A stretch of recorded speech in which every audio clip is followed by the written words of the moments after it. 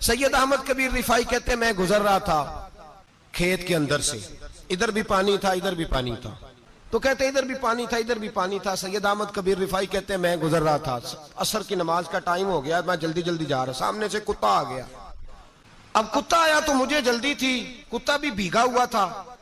अब मेरा दिल करे कि कुत्ता नीचे उतरे तो मैं गुजरूं, कुत्ता खड़ा है कि ये साइड पे हो तो मैं गुजरूं।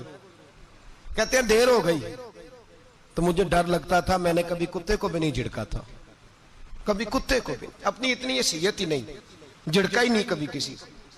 आप फरमाते हैं देर हो गई तो मैंने कहा या अल्लाह, हजरत सैयद अहमद कबीर कहते हैं मैंने कहा या अल्लाह इस कुत्ते को जुबान ही दे दे, मैं इसे कुछ समझा ही दूं, इसे जुबान ही दे दे, तू तो कादर मुतलक है। मैंने उसे जुबान दे दी तो मैंने कुत्ते से कहा नीचे उतर जा, मैंने नमाज पढ़नी है। तो कहने लगा बाबा जी आप उतर जाए, आप उतर जाए, आप उतर जाए, मैं क्यों उतरूं?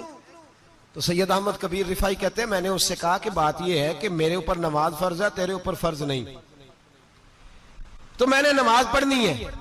अगर मैं खेत में उतर गया तो कीचड़ है, मेरे कपड़ों को मिट्टी लग जाएगी, पता नहीं पानी पाक है कि नापाक है, तो तू उतर जा, तेरे ऊपर नमाज नहीं फर्ज, तो मुझे जाने दे।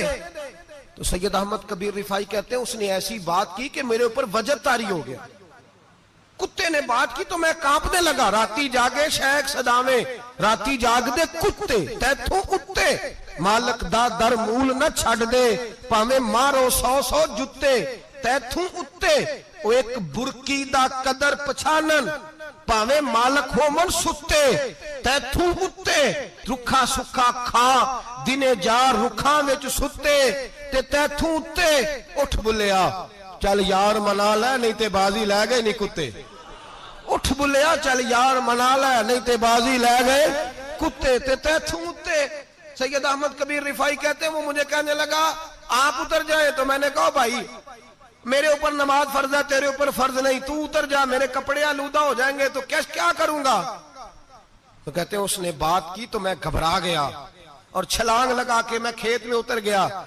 मुझे कहने लगा बाबा जी कपड़े अगर आपके कीचड़ से आलूदा हो गए तो पानी से साफ हो जाएंगे, और अगर मुझे हकीर जान के आपका दिल आलूदा हो गया तो 7 समुद्रों से भी साफ नहीं होगा, कपड़े पानी से धुल जाएंगे, और दिल अगर तकब्बुर से आलूदा हुआ तो 7 समुद्रों से भी सही हो सकता ना ना ना, हकीर नहीं जानना। किसी ने हजरत सैयद अहमद कबीर रिफाई से पूछा कि बाबा इतना बड़ा दर्जा, इतना बड़ा मकाम कैसे मिला?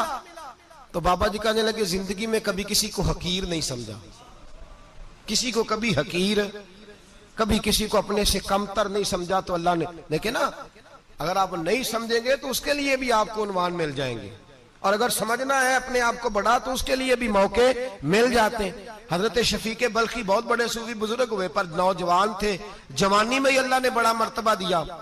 हजरत अब्दुल्ला बिन मुबारक बूढ़े थे, दोनों एक महफिल में इकट्ठे हुए। अब बगदाद सारा मानने वाला था और दोनों का मानने वाला था। आखिर में दुआ बुजुर्ग कराया करते थे महफिल के इख्तिताम पर। हजरत शफीक बल्खी जनाब अब्दुल्ला बिन मुबारक से कहने लगे आप दुआ करें, आप दुआ करें, आप बुजुर्ग हैं, अब जिसने जो मानना है उसे उसके लिए उन्वान भी मिल जाएगा। हजरत सैयदना अब्दुल्ला बिन मुबारक कहने लगे बेटे तू दुआ कर, तेरी उम्र थोड़ी है, तेरे गुनाह भी थोड़े हैं, तेरी उम्र थोड़ी है, तेरे गुनाह भी थोड़े हैं। तो सैयदना शफीक बल्खी कहने लगे नहीं हुजूर आप दुआ करें, आपकी उम्र ज्यादा है तो नेकियां भी तो ज्यादा ही है ना, नमाजें भी तो आपकी ज्यादा है ना, रोजे भी तो ज्यादा, रमजान भी तो आपकी उम्र में ज्यादा है ना, आज भी तो आपने ज्यादा। अगर आपने किसी को अपने से बड़ा समझना है तो उन्वान आपको मिल जाए, छोटा समझना है तो उसके लिए भी उन्वान आपको। बात तो ये है कि आप क्या करना, अगर आप किसी को हकीर समझना चाहते हैं तो बात खत्म हो गई। सैयद अहमद कबीर रिफाई फरमाते हैं जिंदगी भर कभी किसी को हकीर नहीं समझा। अल्लाह की सारी मखलूक की क्या बात है, अल्लाह कुरान में कहता है इन्नल्लाह ला यस्तही अन यदरिबा मसलन मा बऊदतन फमा फौकहा, अल्लाह शर्म नहीं करता कि एक मच्छर की मिसाल बयान करे या उससे भी कमतर। अल्लाह मच्छर की बात करता है इतना बड़ा होके, वो कहता है मैं करूंगा, मेरी मखलूक जो है मेरी तो हजरत अहमद कबीर रिफाई फरमाने लगे मैंने कभी किसी को हकीर, बोलिए कभी किसी को हकीर। हम लोगों के पास उन्वान बड़े हकीर समझने के लिए, हम समझ लेते हैं। अमीर आदमी कहता है गरीब मेहनत क्यों नहीं करता, मेहनत करे अमीर हो जाएगा। उन्वान हुआ कि ना तनकीद करने का। 4 बच्चे हैं, करें कमाई, अमीर हो जाएंगे। अब वो हकीर समझ रहा है गरीब को, गरीब भी अमीर को हकीर समझता है। वो भी कहता है जो इसने कमाया सारा ही हराम है, जायज एक पैसा नहीं, उसने भी हकीर समझ लिया। यानी वो ये कह रहा है कि मैं हलाल खाता हूं, ये अमीर हराम खाते हैं, तो बात खत्म हो गई। उसने भी हकीर समझ लिया, इसने भी हकीर समझ लिया। अब उन्वान ही था ना, अगर उन्वान बदल लेते तो बात बन जाती। अमीर अगर ये कहता कि मैं इस गरीब की मदद करूंगा इसलिए कि पैसे मेहनत से नहीं मिलते, खुदा के फजल से मिलते हैं, तो वो ये ना कहता कि ये मेहनत करता तो आगे चला जाता। और गरीब अगर समझता इस बात को तो ये ना कहता अमीर सारे हराम ही खाते हैं। वो कहता भाई रब ने जो मेरे लिए पसंद किया मुझे दिया, जो इसके लिए पसंद किया इसे दिया, बात खत्म हो गई, झगड़ा खत्म। उन्वान तो मिल जाएगा आपको, मुस्बत भी और मनफी भी। तो अच्छी बात नहीं कि मुस्बत इख्तियार करें, ना मौलवी को, ना सूफी को, ना दरवेश को, ना खेत में काम करने वाले को, ना पट्टे पे मजदूरी करने वाले को, ना गाड़ी का शीशा साफ करने वाले को, ना तेल डालने वाले को, ना किसी को हकीर ना जान, ना किसी के हाल पे तंज कर, ना किसी के गम का मजाक उड़ा। वो जिसे चाहे जैसा नवाज दे, ये मिजाज लुत्फ रसूल है। ना कोई आया लेके चला गया, कोई उम्र भर भी ना पा सका। मेरे मौला तुझसे गिला नहीं, ये तो अपना अपना नसीब है। भाई हकीर नहीं जानना। सैयद अहमद कबीर रिफाई फरमाते हैं वो कुत्ता तो गुजर गया, मैं दौड़ा घर गया, जाके मैंने गुस्ल किया, कपड़े बदले। फरमाते हैं पहले भी मैं असर पढ़ता था, पर आज जब नमाज पढ़ी तो बड़ा ही मजा आया। मैं सर सजदे में रखूं, मेरा उठाने को जी ही ना चाहे। मैं रुकू में जाऊं तो मेरा सर उठाने को दिल ही ना चाहे। मेरा दिल करे आज मगरिब लेट हो जाए, आज सूरज देर से गुरूब हो, मैं आज सारा दिन असर ही पढ़ता रहूं। भाई जब तू आजिज़ी वाली पढ़ता है, जब तू इनकिसारी वाली पढ़ता है, जब तू हजरत सैयदना मुआविया बिन खुतैज रदिया, एक हजरत मुआविया बिन सुफियान है, एक मुआविया बिन खुतैज सहाबी है, वो कहते हैं मैं जंग फतह करके आया तो सख्त गर्मी का मौसम था, मुझे पता था कि उमर फारूक दोपहर को आराम कर रहे होंगे। अब फरमाते मैं मस्जिद नबी में बैठ गया, एक बच्ची जनाब उमर के घर से निकली तो मुझे कहने लगी मुआविया आपका नाम है? मैंने कहा हाँ। अंदर जाके जनाब उमर को बताया तो उमर दौड़े आए, और जब आए तो सर पे टोपी कोई नहीं, पैरों में जूता कोई नहीं। कहने लगे मैं तेरा इंतजार कर रहा था, आज मुझे उम्मीद थी तू आएगा, तूने बताया क्यों नहीं? तो मैंने कहा हुजूर मुझे पता है रात सारी आप चेहरे पे कपड़ा डाल के मदीने की गलियों में रहते हैं, तो दोपहर को आप आराम करते होंगे, इसलिए मैंने कोशिश की कि आपको बेदार ना करूं, आप आराम कर रहे होंगे, इसलिए ये मैंने कोशिश की कि मैं बैठता हूं मस्जिद में आराम करता हूं, जब आप आएंगे तो देखी जाएगी। हजरत उमर फारूक ने जलाल किया, फरमाया तू मुझे गाफिल समझता है कि मैं सो जाऊंगा? और आप फरमाने लगे मैं कौम का खादिम हूं जिसकी इतनी ज्यादा रियाया हो वो सो जाए चुप करके, मैंने जवाब नहीं देना अल्लाह की बारगाह में? फरमाया मेरे अमीरों की तरह सोने जागने के वक्त मुकर्रर नहीं, मैं कौम का खादिम हूं, जिस वक्त भी आया करो मुझे जगा लिया करो, मुझे कब्र में जाके खुदा को भी जवाब देना है, मोहम्मद मुस्तफा को भी जवाब देना है। मेरे भाई याद रखें जब ये चीजें पैदा, और फिर हमने इन तकल्लुफात में, मैंने कई दफा ये बात बयान की है, अब तो लोग रिश्ते करते हैं तो डीसी कॉलोनी में किराए का मकान खरीदते हैं, 2-4 गैरों की गाड़ियां मंगा के दरवाजे के आगे खड़ा करते हैं, रिश्ता हो जाता है बड़ा घर देख के, और जब शादी के चौथे दिन पता चलता है कि ये किराए का मकान था, तो रिश्ते मकानों पे कायम नहीं होते, एतबार पे कायम होते हैं। वो एतबार टूटता है तो जिंदगी भर कायम नहीं होता दोबारा। जो आप हैं आप वही रहें, जो आप नहीं है वो कभी बनने की कोशिश ना करें। और मेरे अजीज ये भी याद रखें आजिज़ी आपको सवार देगी, और वैसे भी हम अल्लाह के हुजूर जाने वाले हैं, अगर पर्दों में छुप के चले जाएंगे तो बच जाएंगे, और अगर हम अपना आप दिखाते ही रहें, सारी जिंदगी इसी चक्कर में रहें कि मुझे भी पूछो, मुझसे भी मुशावरत करो, मेरी भी बात सुनो, तो ये अना की दौड़ तो खत्म ही नहीं होती। हिर्स सिर्फ पैसे की नहीं होती, हिर्स हवस शोहरत की भी होती है। और नबी पाक सल्लल्लाहु अलैहि वसल्लम ने इसको भी बयान फरमाया है कि ये जो तेरे अंदर चीज पैदा होती है ना, मैं जाना जाऊं पहचाना जाऊं, इससे भी अपने आप को बचा। सहाबा के बाद जिस शख्स की खिलाफत सबसे मजबूत हुई वो हजरत उमर बिन अब्दुल अजीज थे। इतनी बेहतरीन खिलाफत की कि लोगों को हजरत उमर का जमाना याद आ गया। हजरत उमर बिन अब्दुल अजीज, इराक में रहने वाली एक औरत थी। उस औरत का खामद फौत हो गया तो 5 बच्चियां यतीम थी। वो इराक से चली और जनाब उमर बिन अब्दुल अजीज के पास आई कि आप मेरी बच्चियों का वजीफा लगा दें। वो कहती है जब मैं पहुंची ना, यहां तो अब तो इस्तकबाल, आना जाना बड़े मामलात है। अब तो बच्ची की बारात आए और 5, 7, 10, 20 लोग दरवाजे पे खड़े ना हो तो बारात नाराज हो जाती है, कहते हमारा इस्तकबाल ही किसी ने नहीं किया। तो इस्तकबाल तो अब इस तरह है जिस तरह नशा नहीं होता, ये इस्तकबाल की हालत है, अमीरों से लेके गरीबों तक। मुझे पूछा ही नहीं, किसी ने कुर्सी नहीं दी, आगे नहीं बिठाया, ये वाला मामला है।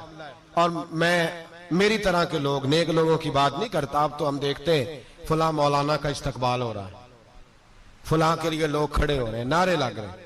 और अब तो मैं देखता हूं ऐसे ऐसे हाथ लहराते हैं सूफी और दरवेश कहलाने वाले, जैसे सियासी लीडर लहराया करते।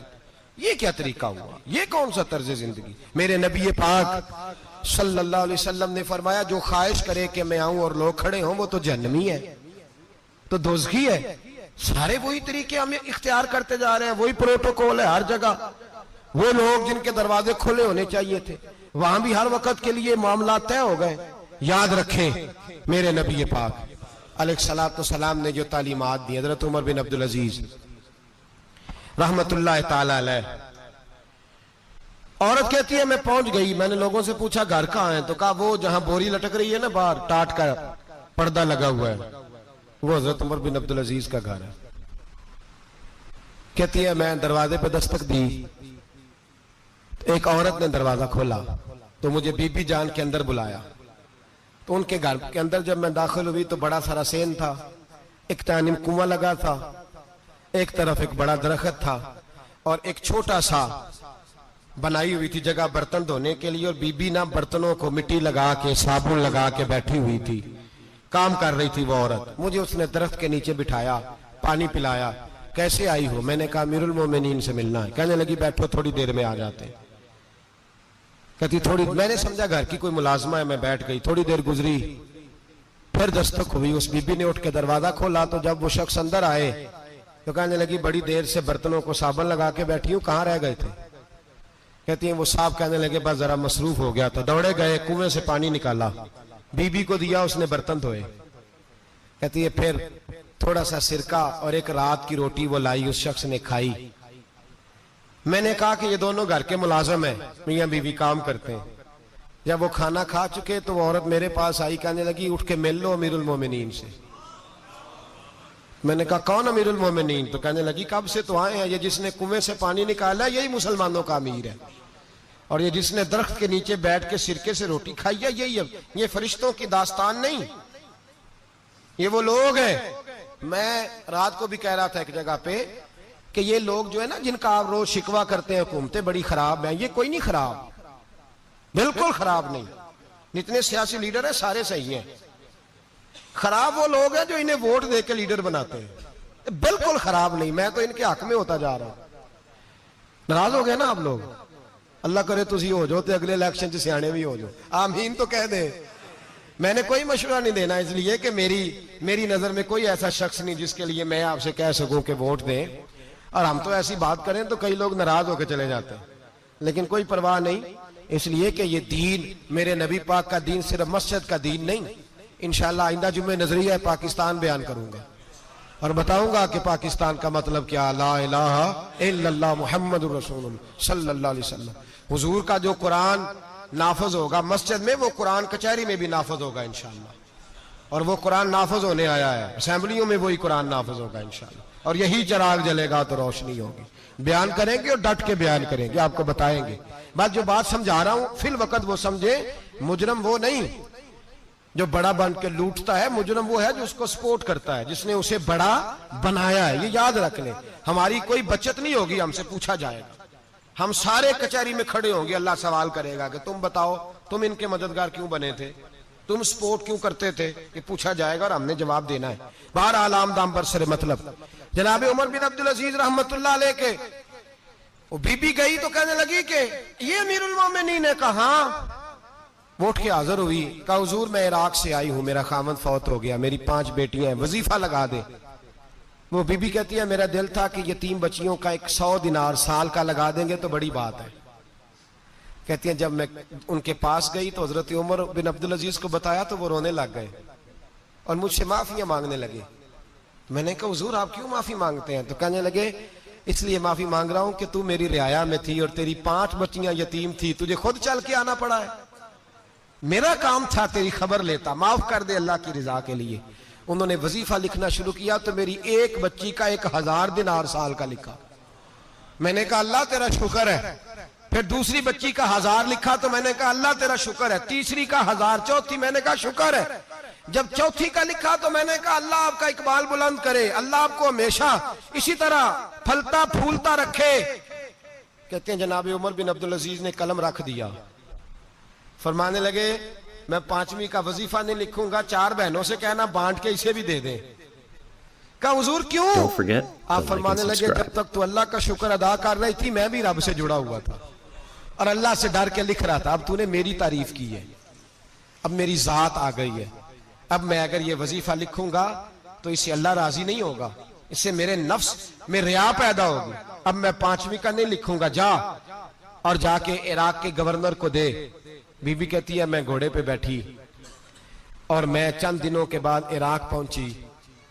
जब सवेरे आके मैंने वालिए इराक को रुका दिया तो वो चीख मार के रोया। मैंने कहा क्या हुआ? तो कहने लगा बीबी आज रात को हजरत उमर बिन अब्दुल अजीज का इंतकाल हो गया, फौत हो गए, तो इंतकाल कर गए। कहती मैं भी तड़प के रोई। मैंने कहा मेरी यतीम बच्चियों का क्या बनेगा? तो वो गवर्नर कहने लगा तेरे वजीफे जारी रहेंगे, तुझे मिलते रहेंगे। तो कहने लगी कैसे? कहने लगा मैं अगर तो गवर्नर रहा तो तेरा वजीफा जारी रहेगा और अगर गवर्नरी से उतर भी गया तो मैं जाती तौर पे मालदार हूं, फिर भी तेरी बच्चियों के माहाना पैसे पहुंचते रहेंगे। मैंने कहा तू क्यों देगा? कहती है वो रो पड़ा। कहने लगा अगर अमीर हजरत उमर बिन अब्दुल अजीज जैसे हो तो फिर अल्लाह गवर्नरों के दिलों में भी रहम डाल दिया करता है, फिर मेरे जैसे लोगों को भी वो बदल देता है। हजरत उमर बिन अब्दुल अजीज घर आए, 3 बेटियां थी। एक को आवाज दी, वो आई तो उसने मुंह पे हाथ रखा है। दूसरी को आवाज दी, वो आई तो मुंह पे हाथ रखा है। तीसरी को आवाज दी तो मुंह पे हाथ रखा है।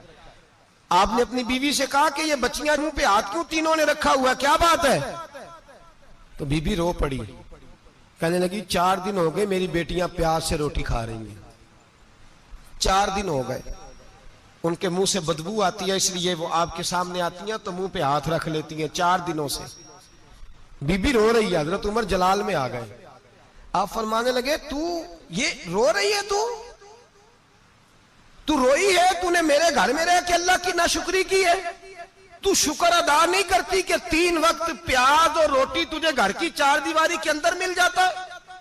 रो रही है और मैं आ मेरे साथ बाहर निकल, तुझे वो लोग दिखाऊं जो झोपड़ियों में रहते हैं और मांग के खाते हैं, आ तुझे दिखाऊं।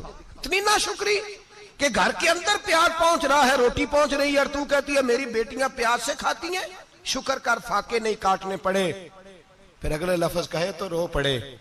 फरमाने लगे मैंने तो मुस्तफा के वो हालात भी सुने हैं जिसमें कई दिन बीबी फातिमा ने फाके किए, तू घर के अंदर प्याज पहुंच रहा है, तो अभी भी सादगी, आजजी और कनात नेमत थी इन लोगों की। हमारे यहाँ रोज शिकवा है, किस बात का? गाड़ी कोई नहीं। रोज रोना है, किस बात का? बंगला कोई नहीं। रोज रोना है, किस बात का? बैंक बैलेंस कोई नहीं। 10 जोड़े क्यों नहीं ईद पे आए? और ये सिर्फ औरतों का मसला नहीं, हमारे अंदर भी ये बात बदरजे औला। हम रोज अपने आप को मिस्कीन कहते हैं, गरीब कहते हैं, लाचार कहते हैं, मजबूर कहते हैं। कभी देखो जो झोंपड़ियों में रहते हैं, कभी पलट के देखो लोगों की तरफ जो पैदा हुए तो आंखें कोई नहीं थी, हाथ कोई नहीं थे, पैर कोई नहीं थे। वो देखो जो पैदा हुए तो सर पे बाप का साया कोई नहीं था। कैसे कैसे लोग वक्त गुजार रहे हैं। हम रोज आके कहते हैं कारोबार ठंडा हो गया है, हालात बड़े खराब हो गए, हम बड़े मजबूर। क्या हो गया साहब? अल्लाह के दिन है, सारे अल्लाह के दिन है। मसल अच्छा है ना फिराक अच्छा है, यार जिस हाल में रखे वही हाल अच्छा है। बस अपने आप को मुतमईन करें, आजिज़ी, इनके सारी किनात, सादगी, इसको अपनी जिंदगी का हिस्सा बनाएं। अल्लाह दौलत सुकून अता कर देगा। आखिर दावाना Anil हम्द। Don't forget to like and subscribe.